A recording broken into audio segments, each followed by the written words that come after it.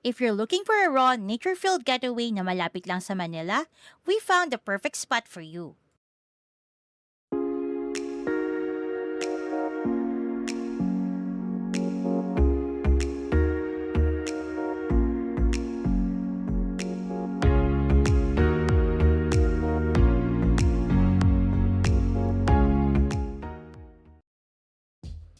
Hi everyone, this is Kurtashing Adventures, and for today we're taking you with us on a naturescape during our stay at Daraitan Mountain River Cabin in Barangay Daraitan, Tanay, Rizal. Before anything else, let's talk about how to get there. Super important kasi ang navigation. You need to have your own private car in order to go there. In your navigation app, you have to pin first Sinagkapihan at dapat wag kayong lalagpas doon. And then from there, you have to pin the next stop which is the Montaña River Club by Casa del Rio, Daraitan. And from there, you have to find mahogany parking kasi doon kayo magpa-park during rainy season katulad nung punta namin. The parking fee is at 200 pesos per night. From there, you have to ride a tricycle na nagko-cost ng 200 to 300 pesos.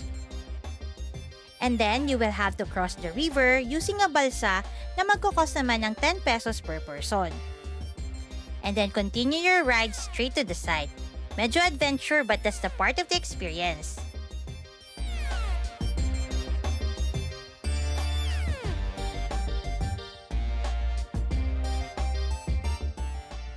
Hi guys! Welcome back to our channel, Kurtashing Adventures. And for today, we're up for another adventure. So guys, nandito kami ngayon sa Daraitan Mountain River Cabin. Yung cabin B yung na-book namin and we book it through Agoda. Kaya ngayon, bibigyan namin kayo ng quick room tour dito sa cabin namin. So ito yung main entrance niya. Upon entering, you will see meron siyang sariling comfort room. Ayan. So, meron ditong dalawang sink. Ayan. And then, this one is the CR toilet. Ayan. Meron na din sila ditong bidet. So, mas madaling gamitin. Over here naman is the shower area. Ayan. Dito naman, guys, is the kitchen area. So, meron na silang mga pans. Mayroon na silang mga lutuan. Ito naman guys yung pinaka-cabin. So, pasok tayo sa loob. So, medyo magulo na kasi nito yung mga gamit namin. But, sa baba, loft type kasi itong cabin na to. So, sa baba, there are 2 queen beds. Ayan.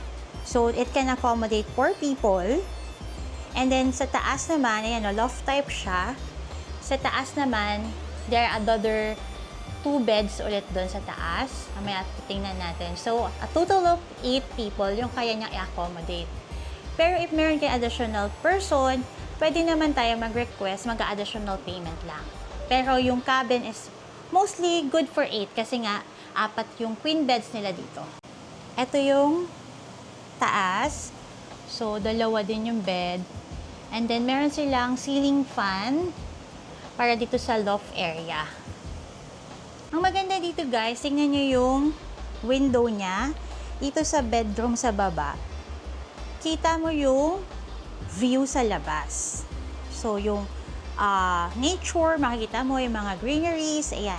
Pwede mo naman din i-close yung window na yan kasi meron siyang curtain, pero binuksan ko lang siya kanina.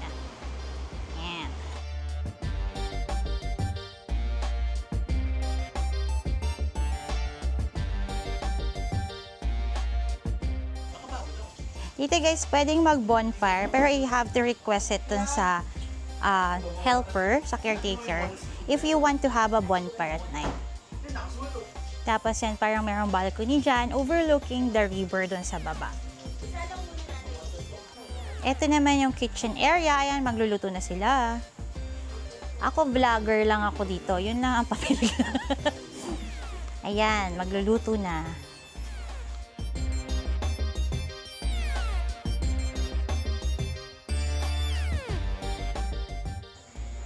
Ito naman yung view dito sa parang balcony ng cabin. Ando dun yung river banda. andun banda yung river. So, lalakad kami doon ngayon. Check namin yung river area. So guys, bababa kami dito kasi dito yung way papunta sa river.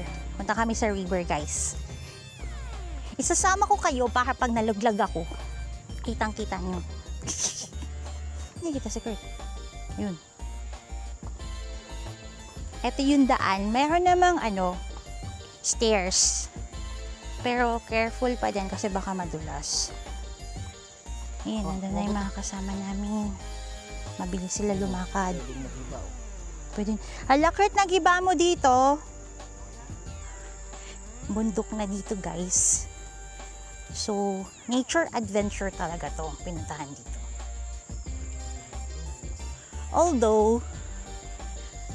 Although, meron naman signal. LTE nga lang. Hindi siya 5G dito. Oo, mabilis din naman yung internet kahit na LTE lang. Siguro kasi wala pang 5G sa area na to. Pero may LTE. Okay na yun. Hop, nakakapagod maglakad habang nagsasalita.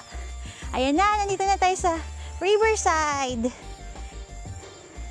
Baka madulas kayo ni sana, ikaw lupa. Ayan, may daan na naman pababa sa river. Pag gusto mo maglaba dyan, ayan, tingnan mo, maglalaba ata si Eunice. Mag-birthday pa naman na ako.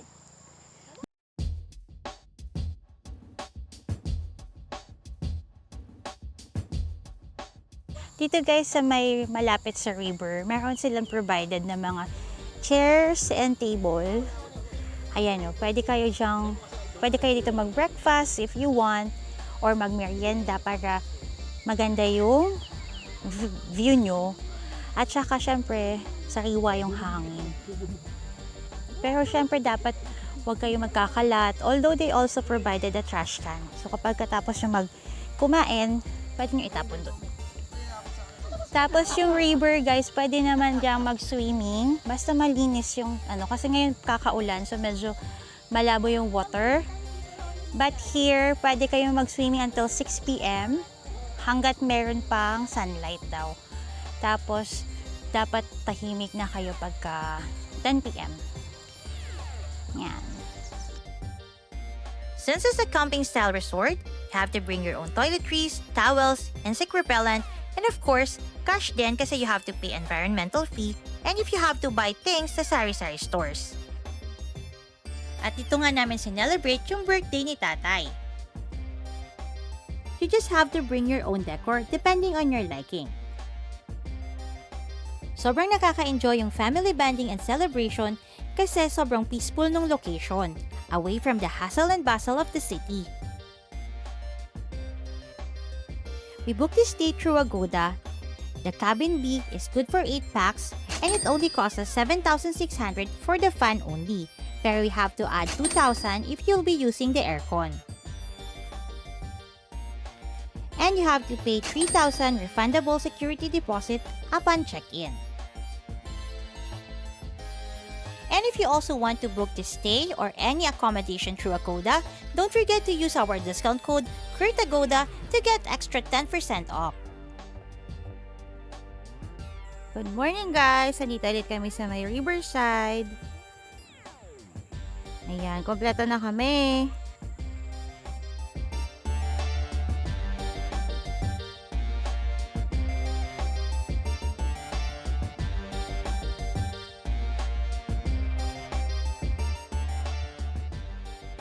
And that wraps up our peaceful escape here at the Rayton Mountain River Cabin. So if you're planning a family or barkada retreat na may touch of adventure, definitely check out this place. Take in nature through your senses, as they say. Ayun na muna guys, don't forget to like, follow, and subscribe to our channel. And follow us in our social media accounts, Kurtashing Adventures, where adventure never ends. Till our next adventure, goodbye!